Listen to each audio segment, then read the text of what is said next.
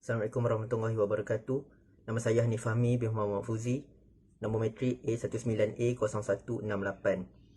Okey, saya akan membentangkan tentang punca-punca berlaku pengangguran. Okey, punca yang pertama ialah tiada keseimbangan keperluan industri dengan graduan baru. Hal ini berlaku berikutan lambakan graduan baru yang dihasilkan oleh IPT sama ada awam atau swasta. Okey, jadi hal ini menyebabkan berlaku ketidakseimbangan dengan keperluan industri. Bukan sahaja dengan keadaan semasa seperti ekonomi yang semakin merundum dan masalah COVID-19, peluang pekerjaan menjadi terhad untuk menampung jumlah rakyat yang semakin bertambah. Okey, punca yang kedua ialah kadar gaji yang rendah. Graduan-graduan baru lepas ijazah dan master misalnya, yang telah mendapat pekerjaan sebelumnya, telah berhenti kerja untuk mencari kerja yang baru dan yang lebih baik mengikut bidang mereka. Hal ini berlaku kerana pekerjaan sebelumnya menawarkan gaji yang rendah dan tidak bersesuaian dengan kelayakan mereka yang tinggi. Oleh itu, berlaku keadaan yang sebaliknya, kerana semasa mereka mencari kerja yang baru, kebanyakan majikan tidak menerima mereka kerana graduan-graduan baru selepas mereka pula yang menjadi keutamaan untuk diambil bekerja dengan gaji yang lebih rendah. Punca yang ketiga pula ialah kebanjiran pendatang asing. Kedatangan pekerja-pekerja asing seperti dari Indonesia dan Bangladesh telah menyebabkan berlaku pengangguran dalam kalangan pekerja tempatan. Hal ini berlaku kerana majikan lebih minat mengambil pekerja asing kerana boleh menawarkan kepada mereka gaji yang lebih rendah. Okey, punca yang terakhir ialah kurang kemahiran. Okay, masyarakat zaman kini mengalami tekanan semasa memilih kerja yang sesuai dengan mereka.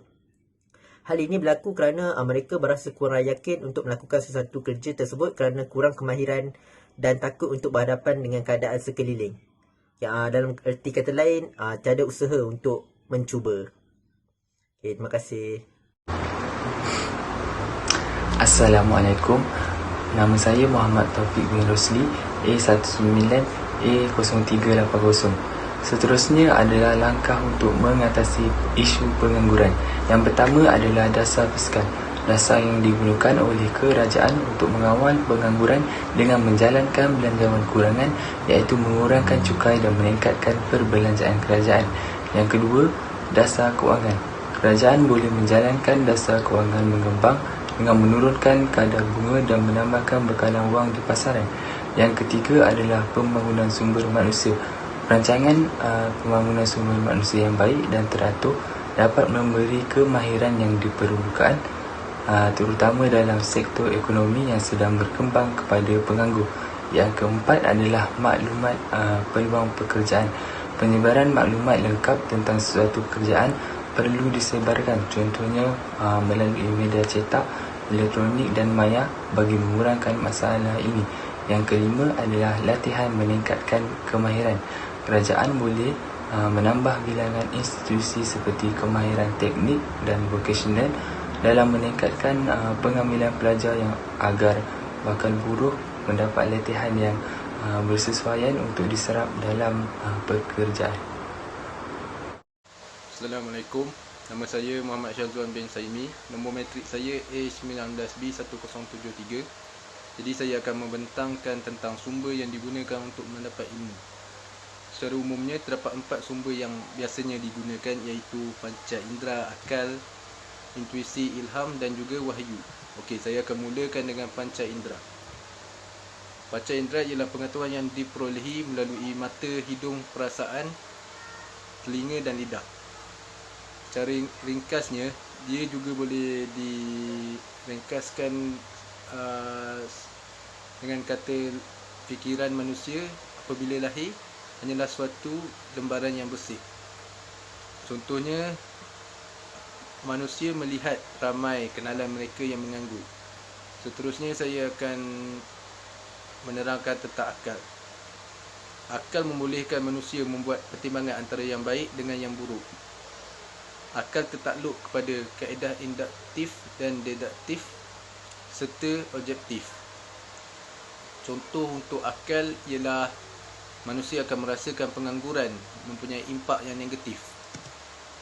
Untuk intuisi dan ilham, Intuisi dan ilham adalah pengetahuan yang tidak melalui proses penalaran.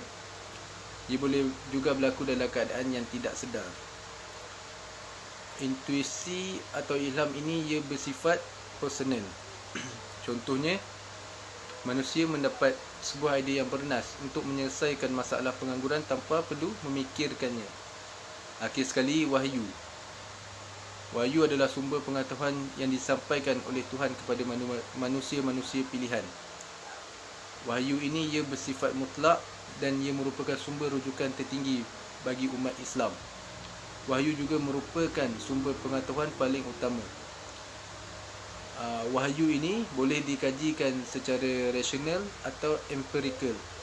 Jadi dengan itu tamatlah pembentangan saya untuk topik ini. Sekian, terima kasih. Hai, Assalamualaikum warahmatullahi wabarakatuh. Nama saya ialah Muhammad Afiq bin Muhammad Puhat. Nama matrik saya A19A0307. Okey, sekarang saya akan menerangkan cara menilai kebolehpercayaan sumber. 3 kaedah yang saya gunakan ialah indera, ilmiah dan juga falsafah.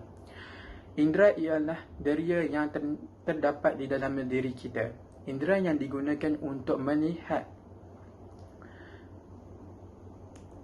pengangguran di dalam Malaysia ialah deria penglihatan. Deria penglihatan ialah mata yang melihat keadaan sekeliling dan menilai keadaan di sekeliling kita. Kaedah yang kedua ialah ilmiah. Ilmiah ialah satu perkara yang boleh memberikan kita apa-apa faedah dan juga ilmu yang bermanfaat. Contohnya ialah bahan-bahan bacaan, sumber dan juga sumber-sumber yang sahih seperti surat khabar, buku-buku ilmiah dan juga berita-berita semasa. Kaedah yang ketiga ialah kaedah falsafah. Kaedah falsafah ialah cara pemikiran dan cara kita menilai sesuatu sumber itu sama ada sahih ataupun tidak. Kaedah falsafah digunakan untuk menilai pengangguran di dalam Malaysia dengan menggunakan cara pemikiran. Cara pemikiran yang terbaik ialah kita dapat melihat keseluruhan yang ada dan jangan menilai kepada sesuatu perkara sahaja. Okey, sekian daripada saya. Terima kasih. Hai, Assalamualaikum. Nama saya Said Usuluddin bin Tuan Baru. Nombor matriks A19A0921. Soalan saya adalah soalan nombor 3, iaitu apakah kaedah yang digunakan untuk memperolehi ilmu? Terdapat 2 kaedah yang digunakan, iaitu kaedah induktif dan kaedah deduktif. Tetapi saya memfokuskan kaedah induktif dan cabang kepada kaedah induktif, iaitu kaedah istiqah al-nakif, yang bermaksud membuat kesimpulan secara menyeluruh terhadap benda-benda yang dikaji, iaitu isu pengangguran.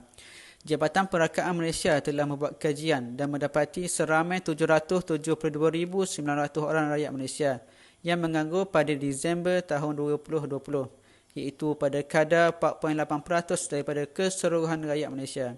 Keadaan ini menjadi lebih parah apabila berlaku pada zaman pandemik COVID-19. Apabila berlaku PKP, banyak sektor-sektor di Malaysia telah ditutup dan menyebabkan ramai orang Malaysia hilang pekerjaan dan punca pendapatan. Saya di sini bukanlah nak membaca satu persatu statistik pengangguran di Malaysia.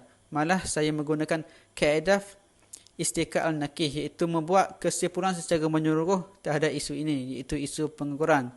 Dan jelaslah bahawa pengangguran di Malaysia semakin meningkat berbanding tahun yang lepas. Sekian, terima kasih. Assalamualaikum. Nama saya Radhi Hassan bin Raya. Nombor matrik saya A19A1121. Pada ini saya akan membentangkan tentang alasan dan rasional dalam sumber dalam kajian. Sumber dan kaedah dalam kajian.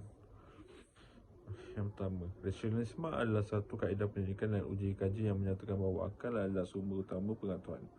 Bertentangan dengan empirisme secara teorinya, ia menafikan pengalaman pancaindera sebagai utama pengetahuan. Konsep utama yang menjadi pegangan ini ialah kepercayaan terhadap kemampuan dan autoriti akal fikiran untuk menyikat ilmu dan kebenaran. Rasionalisme mengukur bahawa daya intelek yang wujud secara semula jadi dalam diri manusia mampu mencari dan menanggapi kebenaran. Ia menganggap akal sebagai sumber tertinggi untuk mendapat kebenaran dan mencapai segala ilmu pengetahuan. Rasionalisme yang merasakan nilai-nilai saintifik menolak adalah wahyu dan mujizat atas tanggapan bahawa kedua-dua benda itu ialah tidak logik. Ukuran sama dan sesuatu itu saintifik atau tidak juga telah pada sama ada ia logik ataupun tidak. Rasionalisme wujud dalam dua konteks dan bidang.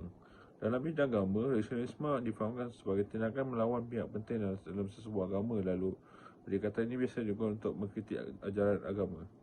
Dalam bidang falsafah popular, rasionalisme adalah melawan imperialisme iaitu ia terutama guna sebagai teori pengetahuan. Rasionalisme bertindak sebagai lawan kepada fahaman imperialisme di mana adanya mendapat bahawa sebahagian dan bahagian penting pengetahuan datang dari penemuan akal. Contoh paling jelas ialah pemahaman kita tentang logik dan matematik.